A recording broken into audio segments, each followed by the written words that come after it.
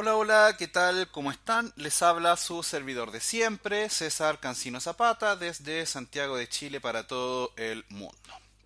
Este es el videotutorial número 4 del taller práctico de programación con Python desarrollado por www.cesarcancino.com. Continuamos trabajando con este potente lenguaje de programación. En este capítulo 4 vamos a ver cómo trabajar con estructuras cíclicas. Vamos a ver qué es un ciclo, en qué consiste, para qué nos sirve. Y vamos a ver dos formas, dos herramientas de ciclos que nos proporciona, entre varias más, que nos proporciona Python. Vamos a ver cómo trabajar con el ciclo for, que es el más utilizado. Por ahora lo vamos a ver solo con el ciclo for. Después, cuando veamos arreglos, vamos a estudiar la variante del for each. Bien, que en realidad en el caso de Python es bastante similar. Y vamos a ver también cómo trabajar con la variante while. Bien, que es el ciclo mientras suceda esto, ejecuta esta acción. Bien, así que nada, cerremos la presentación. Como les decía, estoy usando Google para las presentaciones. Recuerda que mi sitio web es www.cesarcancino.com. Desde acá, desde la sección de video tutoriales, tienes todos los videos que he ido publicando a lo largo de la vida en este caso del blog. Ahí están ordenados por categorías. Ahí está, por ejemplo, la última publicación que hicimos a la fecha del video de Python. Recuerda que aquí tienes el video, ¿cierto? La descripción. Y es importante, tienen los comentarios también para que nos pueda dejar preguntas. Por hoy vamos a agregar un link para la descarga del código. Lo vamos a subir a GitHub, pero eso lo vamos a hacer después. Bien. Ok, entonces vamos a colocar las manos en el código. ¿Te parece? Déjame abrir acá el editor. Yo estoy usando Visual Studio, ya lo explicamos la clase pasada, así que no nos compliquemos con eso. Bien, entonces partamos. ¿Qué es un ciclo? Un ciclo es una estructura que nos permite a nosotros realizar una tarea que eventualmente sea repetitiva. Por ejemplo, fíjate un caso que es muy común. Imagínate que, un poco lo que yo decía en la clase pasada, imagínate que tu jefe te dice que listes todos los trabajadores, yo te decía, ¿cierto? Que tienen más de 5 años en la empresa, ¿verdad? Porque el ejemplo era porque les quería dar un bono. Bien, bueno, ya nosotros entendimos ahí que podíamos meter condiciones y todo. Ahora, imagínate que yo tuviera imagínate que tengo una empresa con 50.000 trabajadores. Yo no los voy a estar escribiendo uno por uno. Sería horrible, ¿verdad? Yo sé que por ahí la gente que tiene experiencia se ríe y debe estar riéndose o incluso burlándose de lo que estoy diciendo, ¿cierto? Porque, oye, pero es que claro, están los ciclos, están los arreglos, están las bases de datos. Pero también hay personas que están recién comenzando en esto, entonces por ahí hay gente que quizás esto les es nuevo y hasta intimidante, entonces este tipo de cosas hay que explicarlas, es necesario. Bien, entonces para los que no conocen de esto es importante que tengan en cuenta dos temas que son relevantes. Uno, dice relación con que el ciclo te va a permitir automatizar ciertas tareas que eventualmente sean muy tediosas o eventualmente no necesitan automatizarse porque tienen grandes volúmenes de información o porque su generación es dinámica. Bien, cuando hablamos de algo dinámico, ahí en un paréntesis, hablamos, y que ese término se ocupa mucho en el mundo de la programación, cuando te hablen de algo dinámico significa que es un contenido que va cambiando de acuerdo a la interacción del usuario o a la interacción de la base de datos. En general es eso. Entonces yo te decía que hay dos temas. Uno es ese, ¿verdad? Y el otro, que no es menor, el ciclo también te permite poder manipular todos esos grupos de datos. Entonces, ¿cómo funciona eso? Básicamente tú primero tomas los datos, luego los almacenas en un contenedor. En general ahí se habla de los famosos arreglos, que ya en próximos videos vamos a ver qué son los arreglos. Bueno, en el caso de Python ahí vamos a hablar de las listas y los diccionarios y set. Bueno, los almacenamos en un contenedor, luego lo que hacemos es recorrer ese contenedor. Cuando hablamos de recorrer ese contenedor, significa que lo metemos dentro de un ciclo. Imagínate lo siguiente, porque aquí surgen o emergen ciertas palabras técnicas. Cuando tú hablas de recorrer, haces lo siguiente. Imagínate que tienes una lista, por ejemplo, de 5 números. Uno, 2, 3, 4, 5. Entonces, yo necesito, pensar que un ejemplo que en realidad tiene 5.000. Da lo mismo, para el ciclo da lo mismo, que eso es algo bien importante. Entonces, tú tienes una lista de 5 números. Bien simple. Entonces, ¿qué pasa? Que tú necesitas recorrer. Cuando hablas de recorrer, hablas de que usas un ciclo para que navegue por cada uno de estos números, por el 1, por el 2, por el 3 y por el 4. Y cada vez que recorre uno de los números, se habla de que le da una vuelta, se habla de que lo recorre, y ahí surge una palabra técnica que se llama iterar, o iteración también se le llama. Bien, entonces cuando te hablen de iteración, por ahí si alguien se lo está enseñando en la universidad, aunque ahora con la pandemia está un poco complicado, pero bueno. Cuando te hablen de iterar o iteración, lo que están diciéndote es que estás ejecutando un ciclo, ¿verdad? Y que cada vuelta que sea el ciclo por el contenedor de datos, esa vuelta se le llama iteración. Así de sencillo. Es tan simple como eso. Bien, desde luego lo vamos a ver con un ejemplo práctico ahora. Entonces, nosotros acá vamos a ver dos ciclos. Hay muchos más, pero vamos a ver dos. Uno que se llama for, bien, y otro que se llama while. Bien, estos dos ciclos son los más utilizados en el mundo de Python, así que son los que vamos a utilizar. Este tiene una variante que es el for each, pero ese lo vamos a ver después. ¿Por qué no lo veo ahora? Y lo aclaro por una razón muy sencilla. Porque este se usa para trabajar con arreglos. Entonces es importante que para poder verlo, ¿cierto? Tengo que enseñarte primero a trabajar con arreglos, ¿verdad? Creo que es importante. Perdón. Bien, entonces en función de eso vamos a ver cómo se crea el primer ciclo. Vamos a ver cómo se ejecuta el ciclo for. Bien, entonces para eso vamos a utilizar la palabra reservada, pero primero pongámonos una meta. Vamos a imprimir los números tal como lo hicimos ahí, del 1 al 5. Bien, entonces ¿cómo hacemos eso? Vamos a utilizar la palabra reservada for. Bien. Esta es una palabra reservada del lenguaje. Aquí un alcance que quizás algunos se van a reír, pero yo he visto que hay gente que le pasa. Cuando vayas a declarar variables, no puedes declarar una variable que se llame for ni que se llame if. Bien, porque si no el sistema te va a dar el error. ¿Por qué? Si es que todavía no te has dado cuenta, es porque el sistema tiene esas palabras reservadas para sus funciones internas. Entonces, ojo con eso. Yo sé que algunos se están riendo, pero yo he visto casos así. Ahí a ver si me acuerdo después de contarles una anécdota que pasó. Entonces escribimos for, ¿verdad? Luego vamos a definir una variable que se va a ir asignando en tiempo de ejecución. No sé si te expliqué lo del tiempo de ejecución, creo que sí. Cuando hablamos de tiempo de ejecución hablamos de que el script se está ejecutando, es decir, el usuario realizó alguna acción con el sistema o en este caso alguna tarea programada. Puede ser un job, por ejemplo, un cron job que hizo que el script se ejecutara. Entonces, mientras el script está trabajando, se habla de que eso es un tiempo de ejecución del script. Bien, entonces en este caso nosotros vamos a declarar una variable. Aquí se declara tal cual, por ejemplo, en general se le coloca i. Bien, pero acá la variable se puede llamar manzana, se puede llamar perro, gato, mamá, como tú quieras.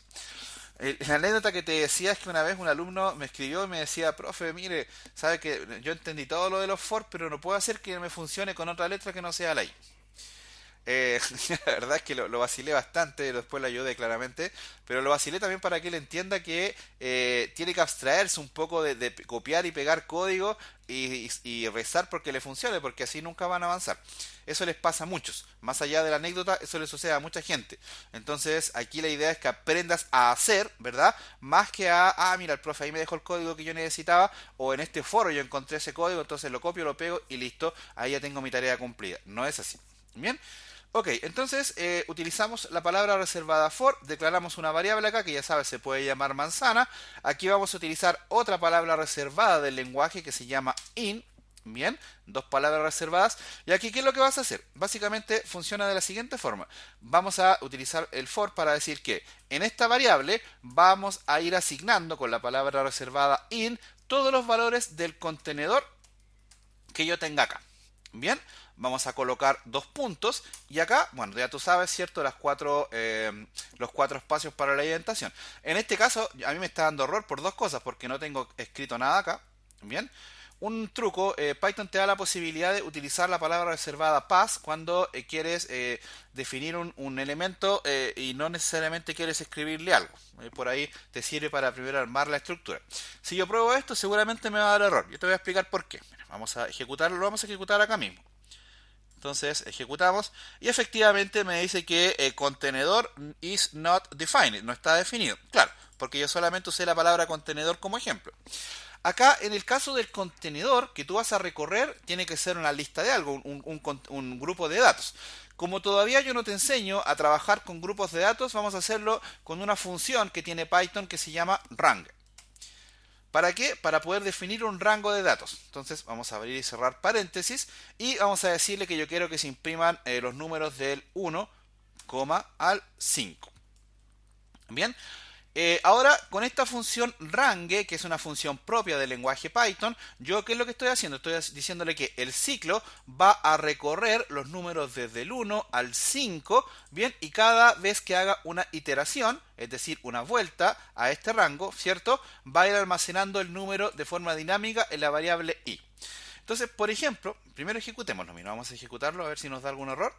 Bien, no pasa nada, de hecho fíjate que aparece la consola en blanco acá. Está perfecto, todo correcto, como dicen los amigos españoles. Pero ahora, por ejemplo, ¿qué pasa si yo quisiera imprimir el valor de i? Por ejemplo, podríamos decir acá print i, así, tal cual. Entonces, veamos qué es lo que sucede ahora. Vamos a ejecutar. Y ahora, fíjate, me imprimió los números del 1 al 4 solamente. Son detalles. Lo que pasó acá es que el range es exacto. Entonces, en realidad, acá yo les debería haber dicho que me imprima los números del 1 al 6. Bien. Entonces, ahí tengo los números del 1 al 5. Varias cosas técnicas acá que tú tienes que entender del ciclo for. Primero, vamos a ir desglosando un poco lo que hicimos acá.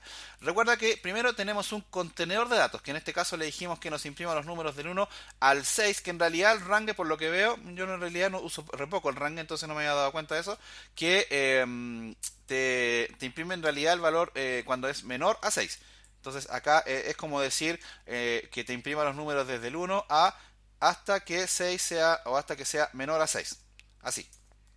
Perdón, quería escribir acá, me enredé todo, espérame. Quería escribir esto.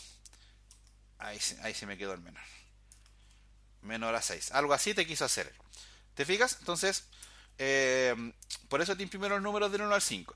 Pero datos importantes. Primero, fíjate que acá en la variable i, él fue almacenando por cada iteración, es decir, que en cada iteración al valor de la i le fue asignando el valor que fue tomando, ¿cierto? O la posición del rango en la que se paró. Entonces, ¿qué es lo que hizo? Vamos a analizarlo. Aunque sea aburrido, hagámoslo. Mira, vamos a colocar acá un comentario de 3 líneas, ¿cierto? Y vamos a decir, por ejemplo, primero recorrió el valor 1, acá. Y entonces ahí lo que hizo fue decir que i es igual a 1, así tal cual. Luego dijo que i es igual a 2, que i es igual a 3, que i es igual a 4, que i es igual a 5, y ahí luego terminó la ejecución del ciclo. ¿Te fijas? Entonces ya con esto, en primera instancia se debiera entender cómo trabaja esto. Vamos a ir agregándole gotitas de cosas nuevas a esto para que se vuelva más emocionante. Por ejemplo, yo no recuerdo si te lo expliqué, pero si no lo vamos a explicar ahora, creo que no. Le digo que no lo recuerdo porque en realidad estoy enseñando Python en un par de lugares más. Hay un concepto que se llama concatenación, que creo que te lo expliqué, no recuerdo bien. Entonces, cuando hablamos de concatenación, ¿cierto? Hablamos de unir valores. Entonces, fíjate en esto. De hecho, déjame verlo acá, si lo vimos, no recuerdo bien. Creo que en la clase 2 lo vimos. A ver. No sé si alcanzamos a ver concatenación acá. No, ok, tranquilo, lo explicamos acá. Entonces, ¿qué es una concatenación? La concatenación es unir dos o más cadenas de texto. Bien, entonces juntar cadenas. Entonces, por ejemplo, acá yo podría decir lo siguiente en el print. Mira, podría decir que acá me lo imprima con una cadena de texto delante. Entonces podría decir acá el valor de i es igual o es igual a espacio, y acá con el signo más yo le estoy diciendo que me imprima este texto en pantalla, pero además me imprima el valor de i. Entonces, si yo pruebo esto en el navegador, te voy a decir, acá en la terminal, eventualmente a mí me debería haber funcionado. Pero aquí sucedió un detalle que es importante. Mire, lo vamos a ver acá en la terminal para que se vea más claro. Mira, vamos a ejecutar acá Python 3. Python 3, ejemplo. Y acá, fíjate el error que él me está diciendo. Él me está diciendo, ok, está todo perfecto, pero yo tengo un error de tipo type error. ¿Por qué? Porque estoy haciendo una concatenación de una cadena de texto con un entero. ¡Oh! Entonces, ¿qué pasa acá? Mira, fíjate que pasa algo bien interesante. Mira. esto que yo hice acá en realidad debiera funcionar. Pero ¿qué es lo que sucede? Que yo estoy tratando de concatenar una cadena de texto con un número y lo estoy haciendo a través del signo más. Entonces, en realidad Python está diciendo, no, no puedes porque en realidad aquí yo me mareo porque yo en realidad yo estoy interpretando que tú me estás pidiendo sumar una cadena a un número, entonces como que está un poco desbordado eso. Entonces, para eso, vamos a comentar esta línea acá. Y en realidad, para eso, ¿qué es lo que nos ofrece Python? Nos ofrece lo siguiente. Ahí me está dando error, pero es porque no tengo nada escrito en el for, así que tranqui. Entonces vamos a hacer acá print de nuevo. Y Python te da varias posibilidades. Una de ellas, que de hecho migró en las versiones 2 y 3, antes hacía con format. Ahora se coloca la palabra o la letra F delante, así tal cual, sin nada, F. Abres y cierras comillas. Esta F no es una F cualquiera. Ahí no puede, ahí, ojo, no puedes colocar otra cosa que no sea F. Por ejemplo, colocamos F, que eso significa format. Bien, de hecho lo vamos a colocar como un comentario acá. Realizamos un format del texto. Entonces, ¿cómo lo hacemos? Vamos a decir format y acá lo mismo, escribimos el valor de i es igual a, y acá, ¿cómo yo podría obtener el valor dinámico de i? Para eso, dentro del format, esto solo se puede hacer dentro de un format, vamos a abrir y cerrar llaves, fíjate, y acá adentro le colocamos el valor que yo necesito imprimir. Entonces ahora, si lo ejecutamos acá en la terminal, por ejemplo, ahora sí, fíjate que me imprime todo lo que yo necesito. El valor de i es igual a 1, el valor de i es igual a 2 y así sucesivamente. ¿Te fijas? Entonces aprendimos dos cosas. Aprendimos primero a ejecutar el ciclo for, en este caso con un rango de números. Ah, profe, pero es que no, de 1 a 5 no tiene gracia. Bueno, póngale más números ahí. Por ejemplo, 101. Si aquí es a gusto del consumidor. Entonces ahí tiene hasta el 100. Nah, profe, pero es que yo lo quiero poner a 1.000.000. Bueno, ya para gusto se crearon los colores, ¿verdad? Entonces, además de eso, recorrimos los valores, ¿cierto? Y lo imprimimos en pantalla, pero con un formato de texto formateado. Bien, ahora hagamos esto mismo con un ciclo while. Entonces, vamos a imprimir acá, por ejemplo, una separación ahí de texto, que esto lo hicimos el otro día. En realidad, una separación gráfica ahí para que se vea.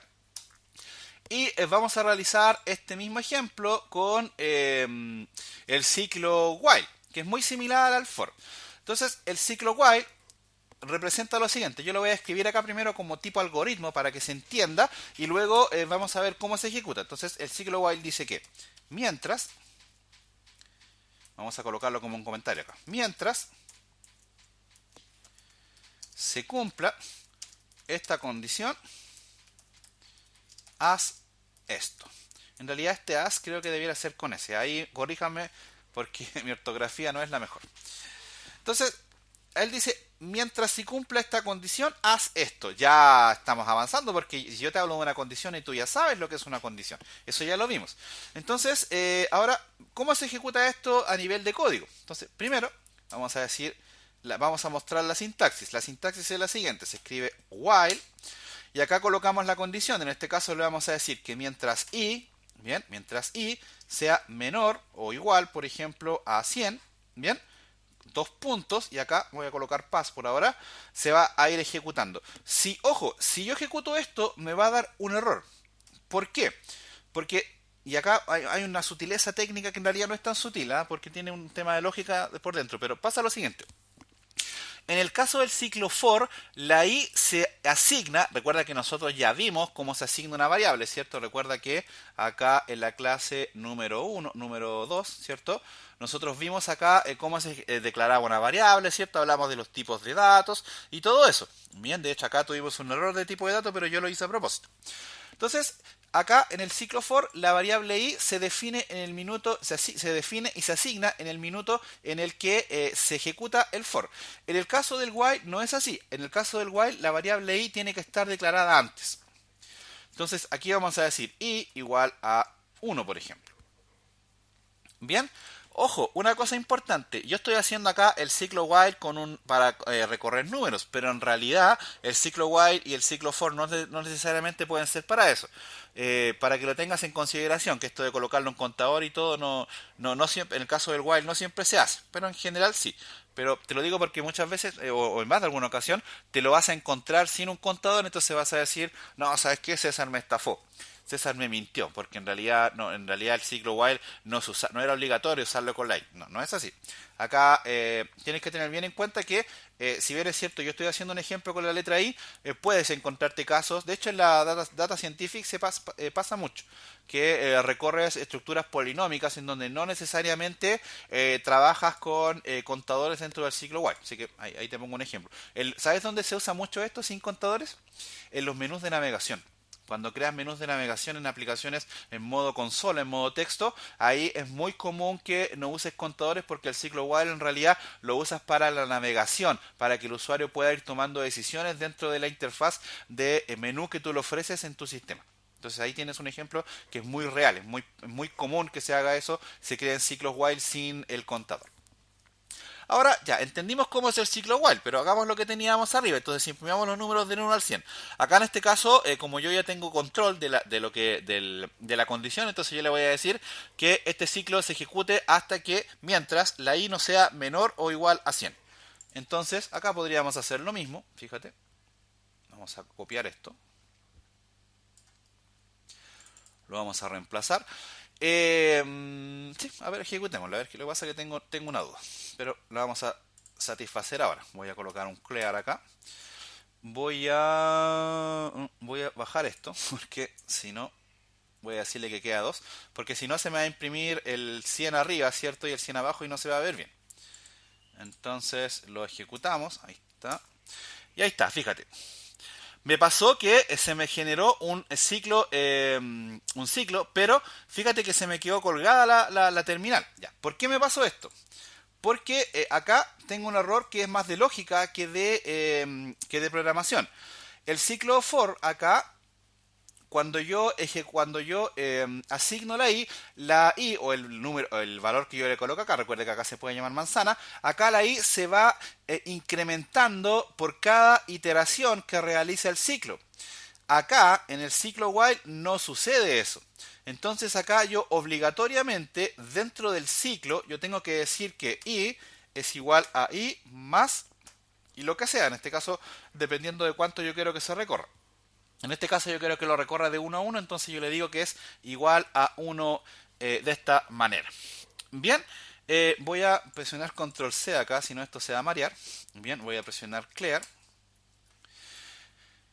Y con esto ya debiera funcionar. Una cosa importante, más de alguien me la va a preguntar. Si alguien extraña esto, hasta donde yo sé, en Python no se puede hacer. Pero no me crean, quizás yo estoy equivocado. Entonces, vamos a ejecutarlo ahora. Voy a escribir clear acá para que se limpie todo.